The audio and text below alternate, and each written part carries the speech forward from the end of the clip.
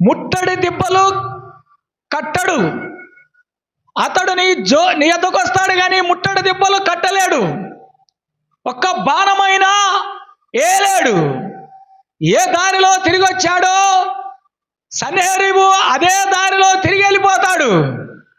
కాబట్టి హిజ్కియా నీవు భయపడకు అన్నాడు. హిజ్కియా ఏం చేస్తున్నాడు?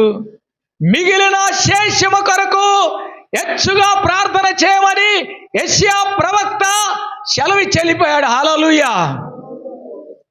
హిజ్కియా ఏం చేస్తున్నాడు? రాత్రంతా మోకరించాడు, పగులంతా మోకరించాడు, మందిరంలోకి వెళ్ళాడు, కన్నీటి ప్రార్థన చేస్తున్నాడు, వేదనతో ప్రార్థన చేస్తున్నాడు, దుఃఖంతో ప్రార్థన చేస్తున్నాడు, గుండెలు పగిలిపోయేట్టుగా ప్రార్థన చేస్తున్నాడు.